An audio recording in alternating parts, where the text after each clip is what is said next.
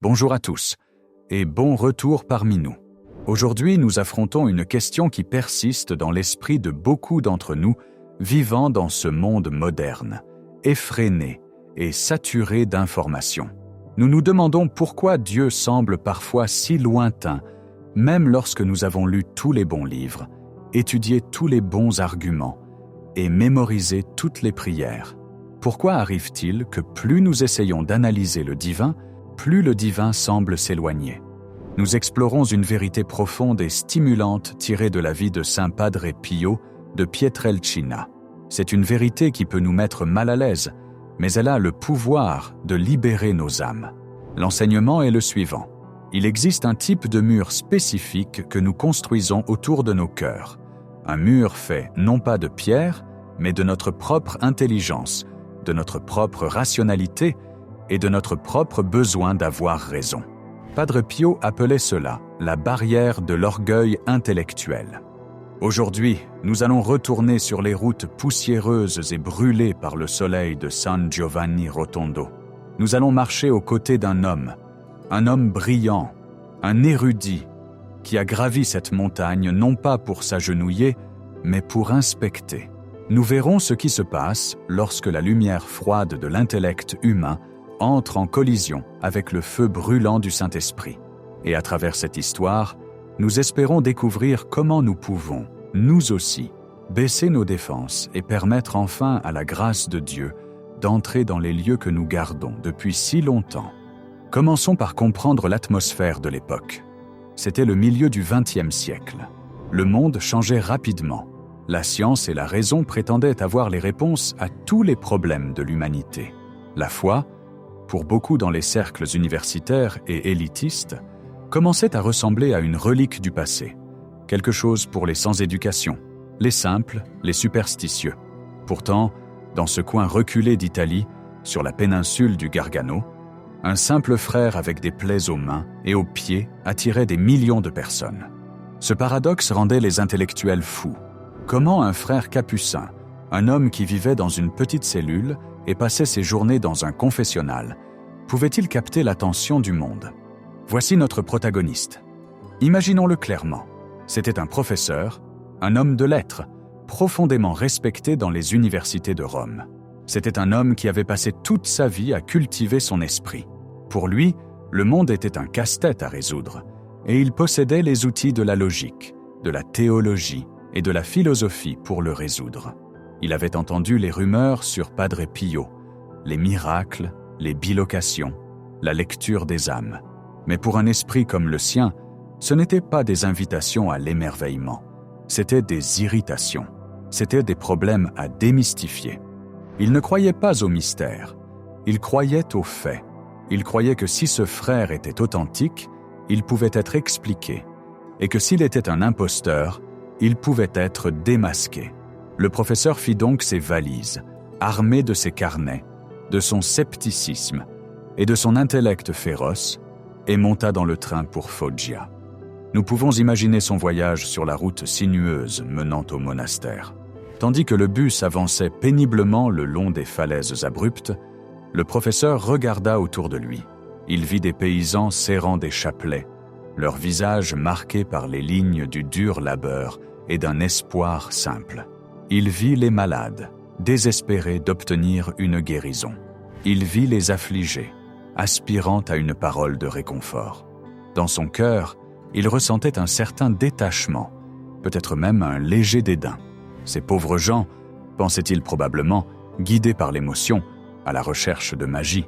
Il se sentait supérieur.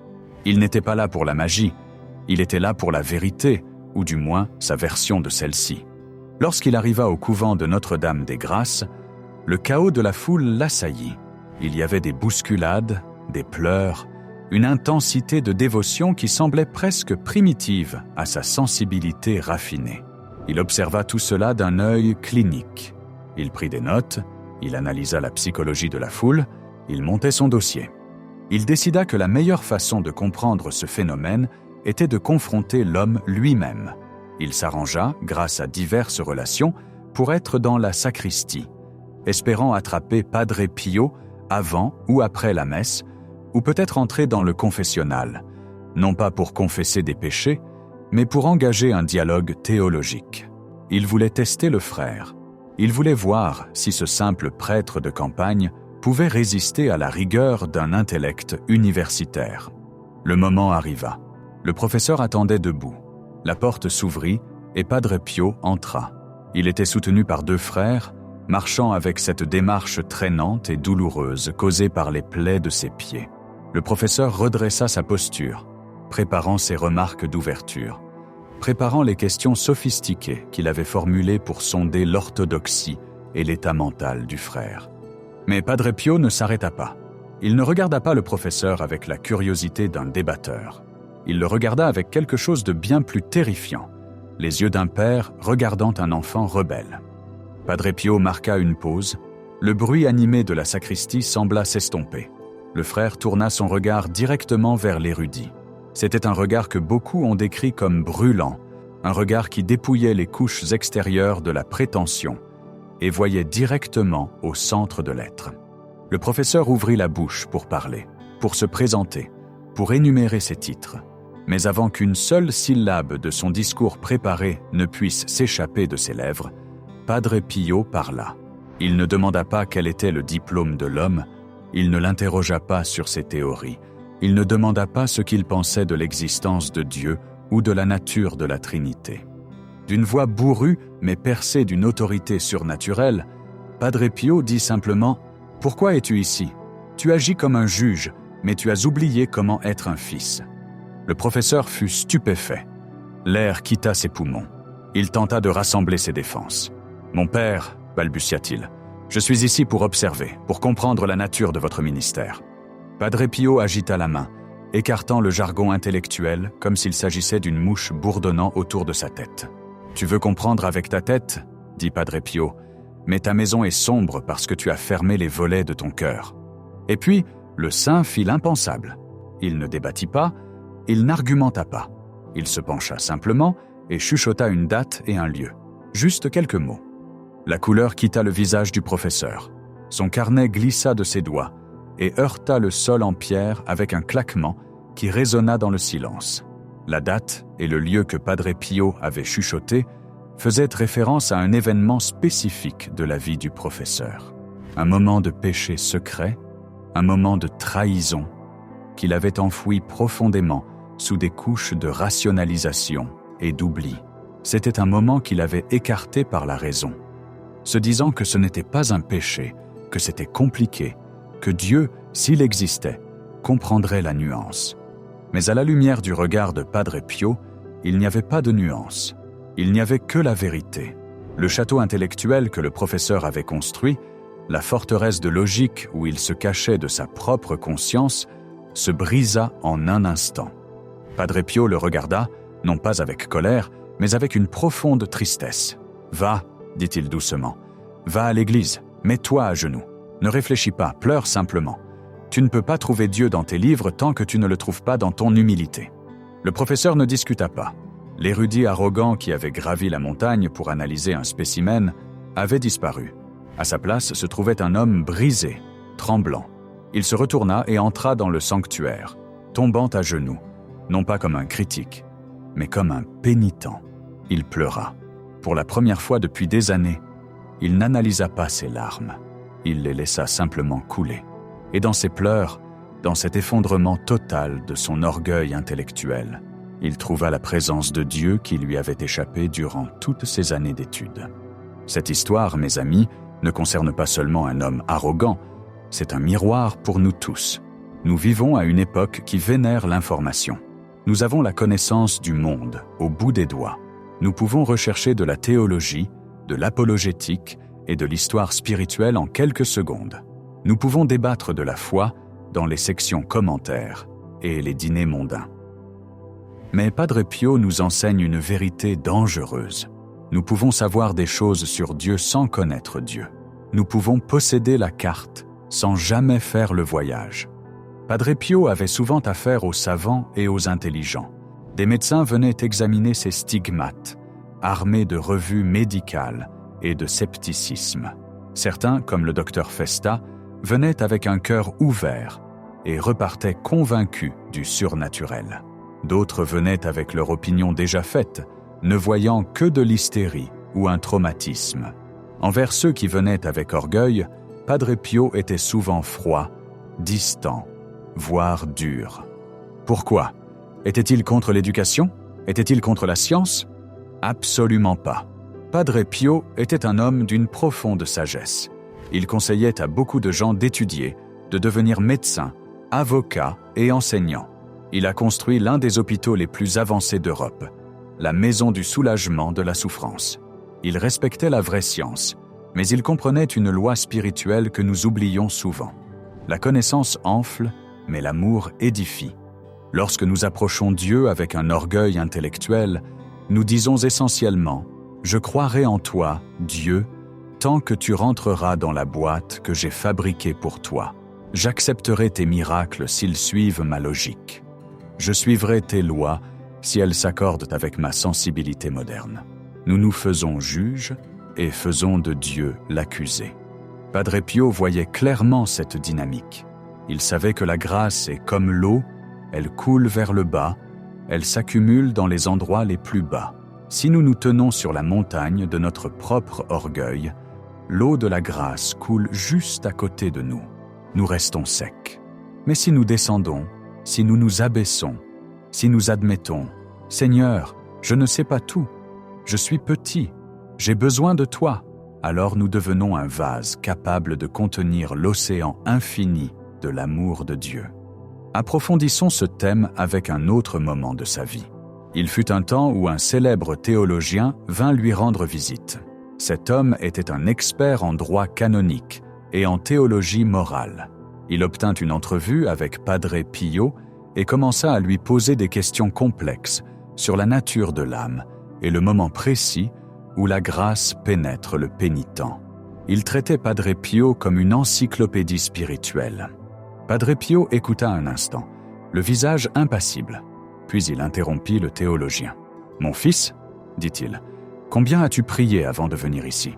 Le théologien cligna des yeux, surpris. « Eh bien, j'ai récité mon office du matin, bien sûr. »« C'est un devoir, » répondit Padre Pio. « Mais combien as-tu aimé ? Quand tu parles de Dieu, ressens-tu du feu ou ressens-tu seulement l'encre froide de tes livres ?» Le théologien garda le silence. « Écoute-moi, » poursuivit Padre Pio, sa voix s'adoucissant. « Le diable est un grand théologien. Il connaît la Bible mieux que toi. Il connaît les définitions de la grâce mieux que toi, mais il n'a pas d'amour. Si tu remplis ta tête de mots, mais que ton cœur reste vide de charité, tu es en grand danger. Tu construis une tour qui va s'effondrer. » Padre Pio lui donna alors une instruction simple. « Passe moins de temps à lire sur Dieu et plus de temps à regarder le crucifix. Il y a plus d'amour dans une seule goutte du sang du Christ que dans toutes les bibliothèques du monde. » C'est le cœur de la leçon. L'orgueil intellectuel bloque la grâce parce qu'il remplit l'espace que Dieu est censé occuper.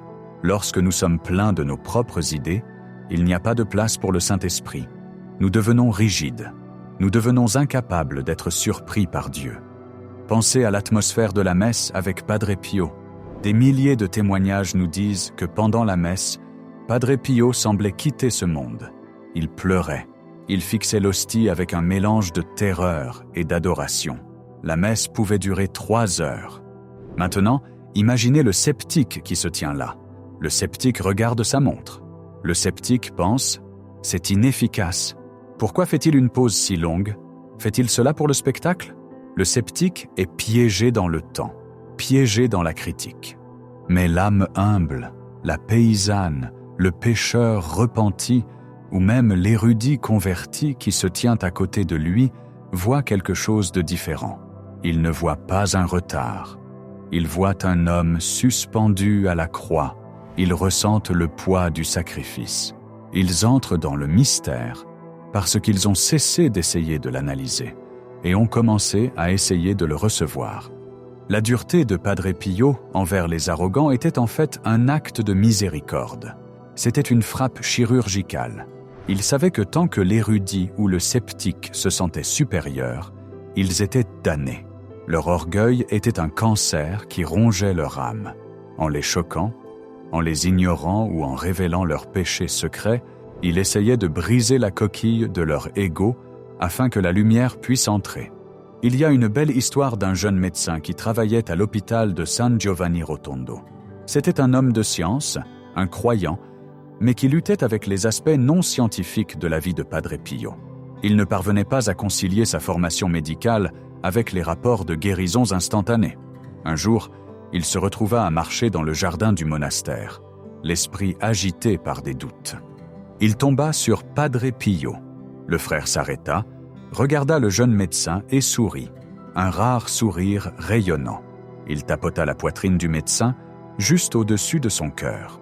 « Docteur, dit Padre Pio, la science est une bougie, c'est une bonne lumière. Elle nous aide à ne pas trébucher dans l'obscurité. Mais la foi est le soleil. Quand le soleil se lève, as-tu encore besoin de la bougie ?» Le médecin répondit « Non, mon père. » « Alors ne laisse pas ta bougie essayer d'éclipser le soleil, dit Padre Pio. Utilise ta science pour servir, mais garde ton cœur ouvert à l'impossible. Dieu est le médecin de tous les médecins. Ce jeune médecin témoigna plus tard que cette simple analogie avait réconcilié sa lutte intérieure. Il réalisa qu'il n'avait pas à jeter son intellect. Il devait simplement le mettre à sa juste place, subordonné au mystère de l'amour de Dieu. Alors, qu'est-ce que cela signifie pour nous aujourd'hui ?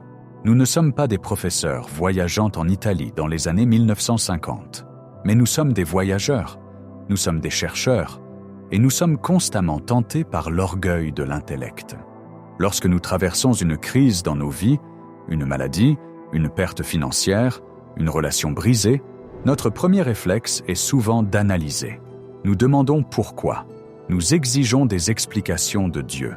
Nous agissons comme des avocats présentant notre dossier pour expliquer pourquoi nous méritons mieux. Nous lisons des livres pour trouver la solution. Et quand le silence de Dieu perdure, nous devenons amers. Nous avons l'impression que notre intelligence a été insultée. Padre Pio nous invite à une réponse différente. Il nous invite à la réponse de la petite voix, similaire à celle de Sainte Thérèse de Lisieux, qu'il aimait tant. Il nous invite à nous agenouiller. Imagine, un instant, que tu es cet érudit. Tu as apporté toutes tes questions, tes doutes, tes arguments valables à Padre Pio. Tu te tiens devant lui, prêt à plaider ta cause. Et il te regarde. Il voit le fardeau que tu portes, le fardeau d'essayer de tout comprendre par toi-même. Il voit à quel point tu es fatigué de penser, de faire des stratégies, de t'inquiéter. Et il te dit, « Mon enfant, laisse tomber. Tu ne peux pas entrer au ciel par la pensée. Tu ne peux y entrer que par l'amour. Donne-moi ton orgueil. Donne-moi ton besoin de tout comprendre. Et en échange, prends ce chapelet. Prie, aie confiance, fais-toi petit. » C'est le grand échange. Nous troquons notre confusion lourde, complexe et arrogante contre la paix légère, simple et humble de Dieu. Nous devons nous rappeler que les mystères du royaume sont cachés aux sages et aux savants, et révélés aux tout-petits. Ce n'est pas parce que Dieu déteste la sagesse, mais parce que les sages de ce monde n'ont souvent pas de place pour lui. En réfléchissant à cela, regardons notre propre vie de prière. Prions-nous comme si nous négocions un contrat, ou prions-nous comme un enfant grimpant sur les genoux de son père ? Padre Pio pouvait lire les âmes parce qu'il était vide de lui-même. Il n'avait aucune barrière entre lui et le Saint-Esprit. L'érudit ne pouvait rien lire, pas même son propre cœur, parce qu'il était plein de lui-même. Le remède à l'orgueil intellectuel n'est pas l'ignorance, c'est l'émerveillement. C'est la capacité de regarder l'Eucharistie, de regarder un crucifix, de regarder le lever du soleil et de dire « Je ne comprends pas comment c'est possible, mais je sais que c'est de l'amour. » C'est la volonté d'avoir tort. C'est la volonté de passer pour un fou aux yeux du monde pour l'amour du Christ. À la fin, l'érudit venu analyser Padre Pio quitta San Giovanni Rotondo transformé. Il ne partit pas avec plus de notes dans son carnet. En fait, il les brûla probablement. Il partit avec une paix qu'il n'avait jamais trouvée dans sa bibliothèque. Il réalisa que le frère n'était pas un casse-tête à résoudre, mais une fenêtre à travers laquelle regarder. Padre Pio nous sert aussi de fenêtre. Il nous montre que le chemin de la sainteté n'est pas compliqué. Il est raide, oui, il exige le dur labeur de tuer notre ego, mais il est simple. Priez, espérez, ne vous inquiétez pas. Ces mots ne sont pas un cliché. Ils sont une stratégie pour vaincre l'orgueil intellectuel. Prier engage l'esprit, contournant le mental sceptique. Espérer nous ancre dans l'avenir que Dieu a préparé plutôt que dans celui que nous essayons de contrôler. Ne vous inquiétez pas est l'acte ultime d'humilité, admettant que Dieu est aux commandes et que nous ne le sommes pas. En concluant cette réflexion, demandons l'intercession de Saint Padre Pio. Demandons-lui de nous aider à identifier les murs d'orgueil que nous avons construits. Peut-être est-ce une arrogance théologique, pensant que nous sommes plus saints que les autres parce que nous en savons plus. Peut-être est-ce une arrogance sceptique, doutant de la puissance de Dieu parce qu'elle ne correspond pas à notre vision scientifique du monde. Peut-être est-ce simplement l'arrogance du contrôle, refusant de faire confiance à Dieu avec notre souffrance. Quelle que soit la forme qu'elle prend, apportons-la au confessionnal de nos cœurs. Écoutons la voix bourrue mais aimante du Saint disant « Pourquoi es-tu ici ? Arrête de penser, commence à aimer. » Merci d'avoir écouté cette histoire. Puisse-t-elle être une graine qui grandit en une foi profonde et humble dans votre vie. À la prochaine fois, que Dieu vous bénisse, vous garde, et que la paix du Christ, qui surpasse toute intelligence, garde vos cœurs et vos esprits.